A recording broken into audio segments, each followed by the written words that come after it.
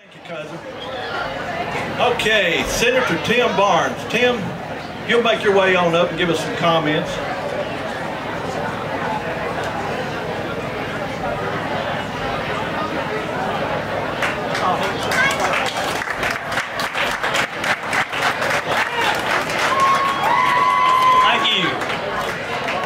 It's a pleasure to be here for the 104th Lone Oak Picnic. And it's been a lot of hard work put in on organizing this picnic. And I'd like to thank the sponsors. Can you hear me now? Okay. I want to thank everybody, all the sponsors and all the organizers of the Lone Oak Picnic. This is about the 7th year in a row that I've been here. I see little kids that have grown up, and I see some people that have gotten older. And it's great to be here. How many people are already in July tired of negative campaigning? Let me tell you a little story about negative campaigning. 4 years ago, I was kind of the victim of some of that. I got up one Saturday morning and I turned the TV on, and there was this grainy black and white picture. It was obviously a campaign ad. It had somebody walking slowly across the screen like they were trying to steal something. And I looked and I thought, well, that's me. And I almost spit my coffee out. And I watched that and I thought, well, this is what I'm going to have to put up with. And I was worried about my kids seeing all this.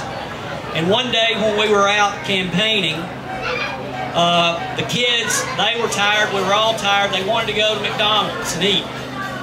And they had been hearing all these things about Tim Barnes is a terrible person. And Tim Barnes does this, Tim Barnes. And I thought, well, that's a terrible thing for them to hear. And they wanted to go to McDonald's. And we said, no, we're going home. We're tired. We're not going to McDonald's. And I heard this little voice in the back. And he made it just as deep as it could be. And he said, Tim Barnes does not feed his children. So they were dealing with it a whole lot better than I was. They were having a good time with it. But I just want to take a few minutes to tell you how much I appreciate having been your state senator for these past 4 years. And the commitment I made 4 years ago was to listen to your concerns and try to help each individual. And in listening to your concerns and individuals, you have brought to my attention things that have changed the law in the state of Tennessee. Farmers were very concerned about appraisals on farmland that had gone up through the roof in Montgomery County, especially out in the Hemlock area. We had farmland that used to appraise for $1,000 an acre was going for $17,000. Well, this was presenting a huge problem in estate planning. It was going to create taxable estates that people would not be able to pay. So in listening to those farmers and in listening to the estate planners, I was able to change the law so that farmland for inheritance purposes is appraised at just farmland purposes, not commercial development prices. So that came directly from listening to people.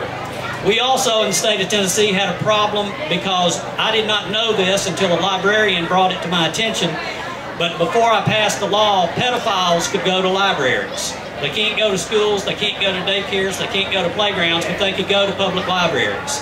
When I heard about that, I went to work and got passed a law that now prevents pedophiles from going to libraries. And that was because I listened to you. That is my pledge, to listen to you. If you have a problem, I will address it as best I can. In the state of Tennessee, we used to have trailing military spouses. Those spouses who moved with their spouses to different duty stations being denied unemployment. They treated that as though you voluntarily quit your job.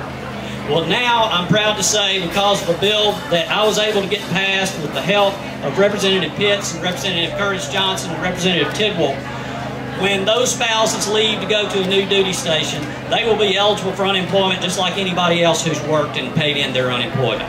So that is a tangible way of helping military families, and that is the product of listening to your concerns. I'll continue to listen to your concerns. I'm proud of my record of accomplishment.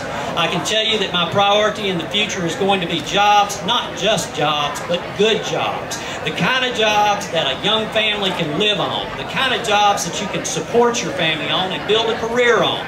I'm proud to have supported Hemlock. Hemlock, by the way, initially was a $1.1 billion investment that we anticipate will become a $7 billion investment. We are uniquely situated in the state of Tennessee to have a vertically integrated solar industry. What that means, that's a fancy way of saying we can have solar panels that go from the raw material of polysilicon to the final product of solar panels done right here in Tennessee, and we are the only state in the union that can do that. And if we miss that opportunity, we've missed a great opportunity. I see it, and I see it as a way of helping Montgomery County and this whole region, and that's what we have to pursue, because those are the kind of jobs that you can support a family on, and we need to continue to do that. We also have to continue to build our education system. We have to educate people post-high school, and I fear that if we don't get a handle on these rising tuition costs, we're going to lag behind. One of the things that businesses will look at when you move into a state or consider moving into a state is what kind of workforce do you do? What kind of job are you doing in educating your people post-high school, either in some kind of technical training or in a four-year degree. And I can tell you that as the cost of tuition goes up and the Hope Scholarship remains the same, we're going to start going backwards in the amount of people that we educate. My plan is we have the biggest surplus in the Hope Lottery Scholarship we have ever had. We don't need to take people's money and leave it in a lockbox. We need to do something with it that will help families, and the way we do that is we take a small portion of that and use it to offset tuition costs and freeze these tuition costs. We can either do it that way, or we can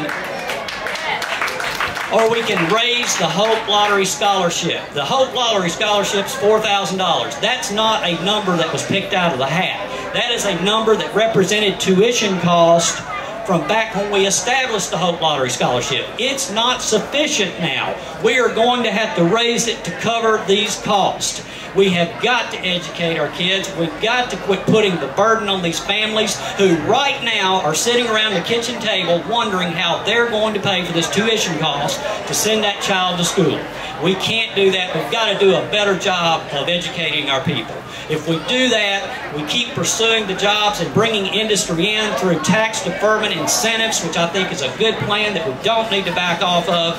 We can create the kind of jobs that can continue to make this area an economic engine for the state. I appreciate the support that you've given me. I appreciate all the phone calls that you've given me, because it's given me great ideas. The best thing that a legislator can do is listen to you, because you know what's going on. You have the ideas. I merely take your ideas and put them into action, and I have appreciated the opportunity to do it. I will appreciate another 4 years, and I appreciate your vote. Thank you very much.